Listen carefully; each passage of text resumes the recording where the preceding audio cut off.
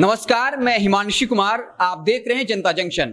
12 सितंबर को पटना में रामविलास पासवान की पुण्यतिथि बरखी या फिर बरसी मनाई जाएगी और इस दौरान देश के तमाम शीर्षस्थ नेता मौजूद रहेंगे।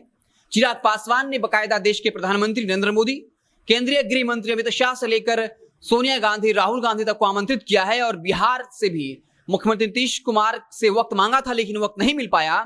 इसके अलावा तेजस्वी यादव से मिल चुके हैं, लालू यादव से मुलाकात हो चुकी है, जीतन राम मांझी को आमंत्रित कर चुके हैं, साथ ही साथ बिहार से जुड़े सभी लोकसभा राज्यसभा सांसद को भी आमंत्रित कर चुके हैं।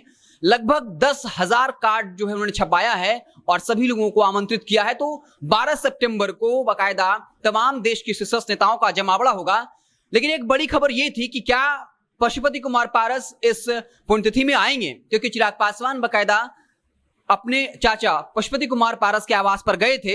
हालांकि वहां पारस मौजूद नहीं थे, लेकिन उनके दामाद को आमंत्रण कार्ड भेजा था, जिसके बाद पारस गुट के नेता ने साफ तौर पे कहा था कि भले ही पशुपति कुमार पारस और चिराग पासवान के बीच राजनीतिक लड़ाई है, लेकिन पशुपति कुमार पारस जाएंगे। और आज पशुपति कुमार पारस ने खुद स्पष्ट कर दिया है कि अगर चिराग पासवान उनको निमंत्रण नहीं भी भेजते फिर भी वो अपने भाई की पुण्यतिथि में जाते। पशुपति कुमार पारस ने कहा कि वो आज जो कुछ भी हैं वो अपने भाई रामविलास पासवान के आशीर्वाद से हैं और वो 8 अक्टूबर को चिराग पासवान को भी आमंत्रित करने वाले हैं जब वो पुण्यतिथि मनाएंगे। आपको बता दें कि पशुपति कुमार पारस ने 3 बड़ी मांग कर दी है बिहार सरकार से। पहली मांग ये रखी है कि बिहार के कैबिनेट से ये प्रस्ताव पास किया जाए कि रामविलास पासवान को भारत रत्न दिया जाए और इसके लिए बाकायदा प्रधानमंत्री मोदी को पत्र भी लिखा जाए। दूसरी मांग ये है कि पटना में जो लोजपा का कार्यालय है, जिसका संबंध रामविलास पासवान से 31 सालों का था और जब भी रामविलास पासवान पटना आते थे तब वहां रुकते थे, उसे राष्ट्रीय स्मारक के तौर पर घोषित किया जाए। और तीसरी मांग ये रही, उन्होंने कहा कि हाजीपुर से रामविलास पासवान का संबंध 1977 से है, इसलिए वहां यानी हाजीपुर के किसी भी सरकारी भवन में रामविलास पासवान की बड़ी प्रतिमा लगाया जाए।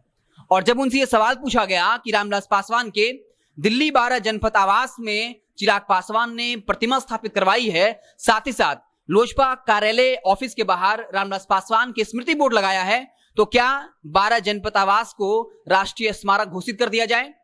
इस पर पशुपति कुमार पारस ने कहा कि देश में जितने भी बड़े नेता हुए हैं सभी लोगों के नाम पर स्मारक बना है। हम तो ये नहीं कहेंगे कि दिल्ली 12 जनपद को ही आवास राष्ट्रीय स्मारक बना दिया जाए, लेकिन दिल्ली में कोई ऐसा जगह होना चाहिए जो रामविलास पासवान के नाम पर राष्ट्रीय स्मारक घोषित हो। हालांकि चिराग पासवान से जब यह सवाल पूछा गया तो उन्होंने साफ तौर पे कहा था कि मेरे पिता जब जिंदा थे तब कोई भी ऐसा काम नहीं किया जिससे कानून का उल्लंघन हो, तो हम कैसे ये मांग कर सकते हैं कि दिल्ली 12 जनपद जो है उसे राष्ट्रीय स्मारक रामविलास पासवान के नाम पर घोषित किया जाए।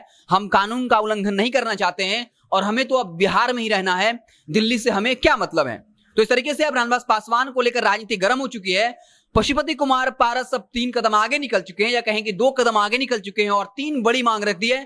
पहली मांग, जैसा मैंने बताया, कि बिहार के कैबिनेट से यह प्रस्ताव पास किया जाए कि रामविलास पासवान को भारत रत्न दिया जाए और साथ ही साथ प्रधानमंत्री मोदी को पत्र लिखा जाए। पटना का जो कार्यालय है जहां रामविलास पासवान का 31 सालों तक संबंध था उसे राष्ट्रीय स्मारक घोषित किया जाए। और तीसरा, 1977 से हाजीपुर का संबंध रामविलास पासवान से रहा है, वहां किसी भी सरकारी भवन में रामविलास पासवान की बड़ी मूर्ति लगाई जाए। तो इस तरीके से पशुपति कुमार पारस ने एक बड़ा जो है दाव चला है और ये बताने की कोशिश की है कि वो रामविलास पासवान के सच्चे वारिस हैं और वाकई में रामविलास पासवान को लेकर काफी दिल में इज्जत रखते हैं।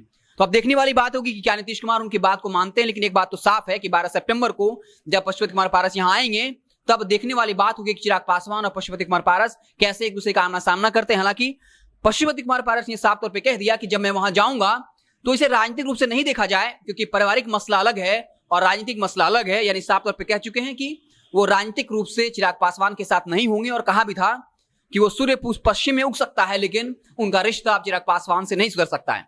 हालांकि इंतजार होगा 12 सितंबर का, जब देश के तमाम शीर्षस्थ नेता यहाँ मौजूद होंगे और उन पलों को कैमरे में कैद करना भी काफी इंटरेस्टिंग होगा कि कैसा हाव भाव और उनका बॉडी लैंग्वेज होता है। ऐसे आप देखते रहे जनता जंक्शन, आपको बिहार की तमाम छोटी बड़ी खबरों से लगातार अपडेट करते रहेंगे।